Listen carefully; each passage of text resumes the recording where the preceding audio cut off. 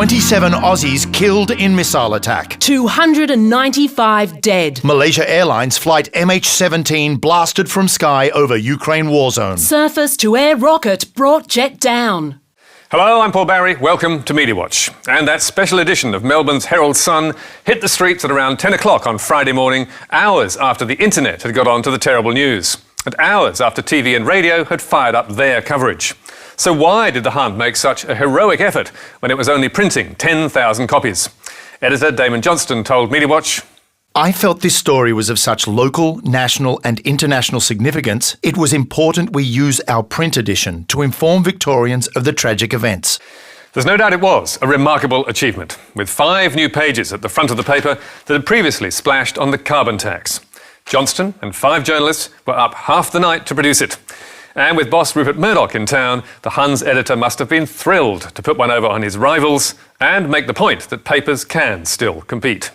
Despite the rapid expansion of our digital offering, we are as passionate about print as ever and believe newspapers have a strong future for many years to come. No one else in Australia tried to match it, least of all the Fairfax papers, which have shut down their big city printing presses. Fairfax Media's Sean Aylmer told Media Watch, our newsrooms focused on publishing as much information as possible via all digital platforms. We began covering the Malaysian airline tragedy a few minutes before 2 a.m. Eastern Standard Time. We did not consider printing a morning edition on Friday. MH17 was shot down over Ukraine at around 17:20 local time, or 20 past midnight on Australia's east coast. Reuters broke the news to the world some 45 minutes later. And the first reports on Australian TV came via Sky, which was running Sky UK, almost immediately. Breaking news to bring you the Reuters news agency reporting that a Malaysian passenger aeroplane has crashed in Ukraine. They say it has happened near to the Russian border. Shortly afterwards, ABC News 24, which was running Al Jazeera English, followed suit, but with a live cross. Not many details right now. We know that a Malaysian Airlines passenger airplane has crashed in Ukraine near its border with Russia, its eastern border with Russia. Now, the details are very sketchy at this point. The first Australian news websites were posting the story some 50 minutes later. And by the time most of us woke up, it was clear that more than 20 of the dead were Australian. ABC News 24, Sky, 7 and 9 all then had rolling coverage throughout the morning, with today's Carl Stefanovic putting in an impressive 8 hours. But Network 10 was notably missing in action. After slashing its newsrooms and sacking 150 staff earlier this year, it barely covered the news and was offering a repeat of Bold and the Beautiful. Wait. You and Hope? No, not yet, no. Even Wikipedia did better than that, with a comprehensive page on the disaster by mid-Friday morning. So where was the news all coming from? Mostly, Australian media were relying on agencies with reporters in Ukraine, like Reuters, Interfax and Associated Press, plus a couple of eyewitness videos posted on YouTube. But ABC News 24 found one man at the scene of the slaughter with incredible stories to tell. Denyan Doroshenko is an Australian freelance journalist who is at the crash site. Can you describe what you can see at the scene there? Bodies everywhere, and luggage strewn across fields, and the main part of the aircraft is burnt beyond recognition, and there's just bits of people who were in the main section of the aircraft it's... ABC News 24 got to him first via the online news agency Newsmodo. But in cross after cross, Doroshenko was soon describing the heartbreaking picture before him and even yelling at local militiamen to stay away. Is anybody trying to stop journalists like you from looking at things, from poking around? Yeah, this guy here, who doesn't know who he is and what he's talking about. Yeah? Yeah. You don't know what you're doing. You shouldn't be here because you don't know how to look after a crash site. All right? So bugger off. Sorry about that. All in all, Australia's mainstream media did remarkably well. Within 12 hours, they were giving us pictures, on-the-spot reports and pretty accurate analysis. And with the exception of this claim, 100 AIDS experts die. There was little misreporting or stupid speculation. And the only bad behaviour that's emerged so far is Sky UK's reporter going through one of the dead passengers' personal effects. We shouldn't really be doing this, I suppose, really. No, you shouldn't. Sky UK has since apologised. But now to more peaceful matters. Fairfax Media's Queensland Country Life is a weekly that calls itself the Bible of the Bush. And one of its biggest stories in recent years has been the battle over coal seam gas. With more than 5,000 active wells and 4,500 access agreements in the Sunshine State, farmers are naturally worried about the safety of their water supply and about explorers marching onto their land. And Country Life has been alive to their concerns. Coal seam gas needs cold hard facts. This newspaper has spent several years reporting the misdeeds as well as the accomplishments of the coal seam gas industry in this state. And no one knows better than editor Brad Cooper how tense that battle has been, because he himself penned this article. Battle over CSG reignites. The heat of the CSG debate has barely cooled within the pages of this newspaper in the past 3 years, but the intense rage gripping southern Queensland landholders has now reached fever pitch.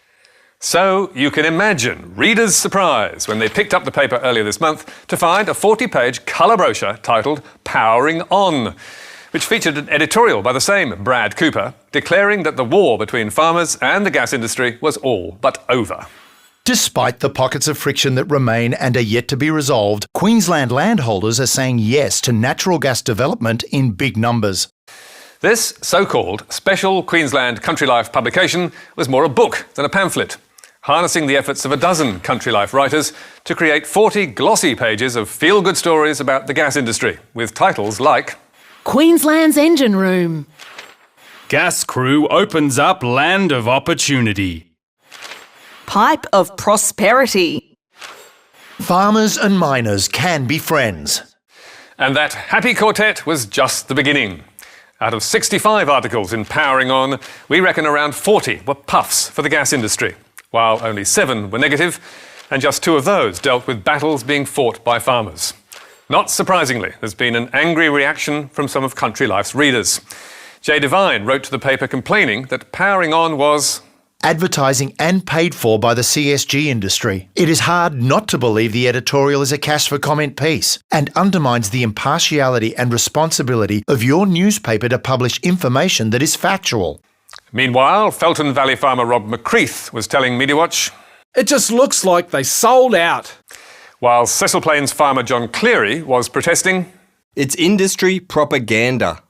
And yet another farmer, Lee McNichol from Dulacca, was complaining, we are constantly exposing errors and exaggerations in the PR spiel from the CSG industry. I bitterly resent that they are now trying to buy the hearts and minds of farmers through the Queensland Country Life. But surely it can't be true that the industry bought this advertorial, because there's no disclosure of any payment in any of those 40 glossy pages.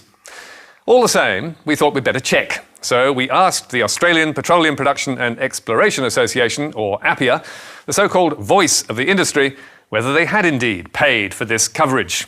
But, much to our surprise, they ignored the question, saying only, Industry is pleased Queensland Country Life took the initiative to take a fair and balanced look at the natural gas industry and its interaction with rural and regional Queensland. Oh yes, and adding that it really wasn't any of their business. Decisions about subject matter and editorial content are obviously a matter for that publication. So, following their suggestion, we took it up with the paper's editor, Brad Cooper, and asked him whether money had changed hands.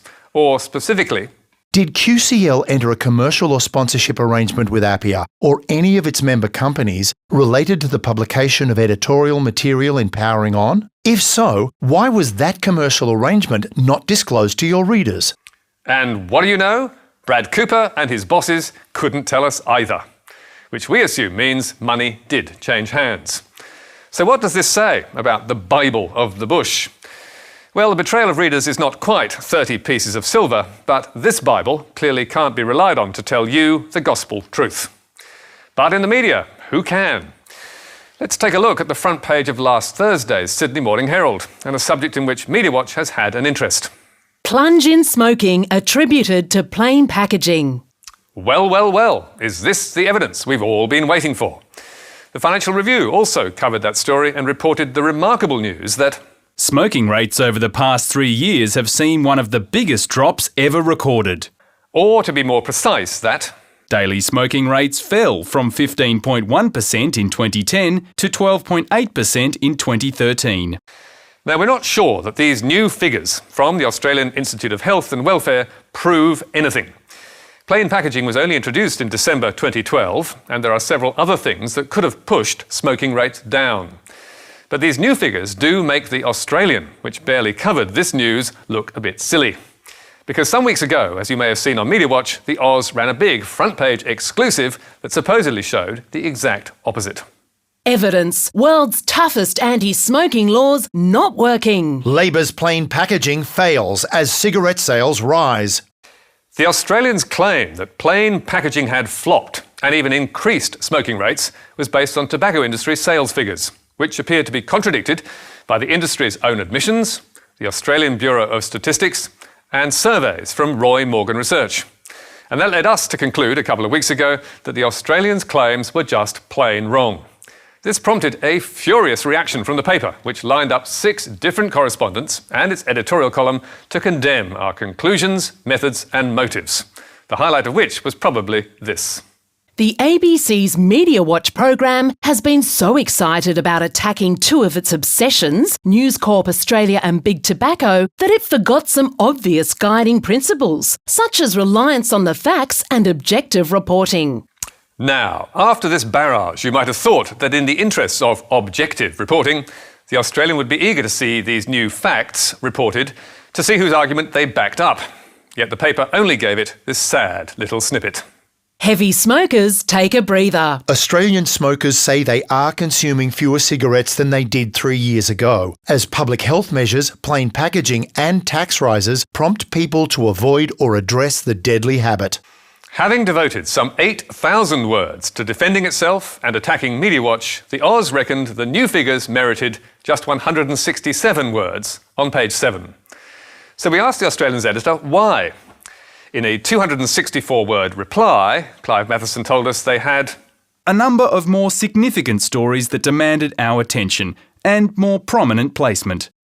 After pointing out a number of stories that Fairfax Media had missed on other topics, Matheson also told Media Watch, the survey findings do not refute our original article.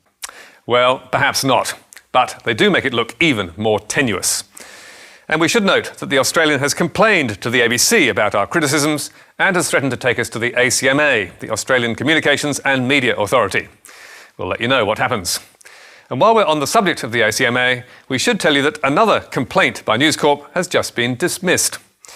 During the last federal election campaign, Media Watch took the Daily Telegraph to task for its treatment of Labor and Kevin Rudd. We thought the Telly's reporting was one-sided and biased to the coalition, and we showed you why. We also called some of its stories triumphs of invention, like these 3 shocking beat-ups. Could this be Kevin's underarm moment? Trevor Chappell's underarm ball. Rudbo! Kev tells tales of his time on the front line. Cranky PM seeks Labour safe haven. The Telegraph complained we had accused them of making up those stories and had breached ABC editorial policies by not giving them the opportunity to respond. Last week, the ACMA cleared Media Watch, saying that was not our accusation and there had been no such breach. And we think that's good news. And you can read more about these findings on our website, along with more on our other stories. You can also get a transcript there and download the programme. And you can catch up with us on iView and contact me or Media Watch on Twitter. But until next week, that's all from us. Goodbye.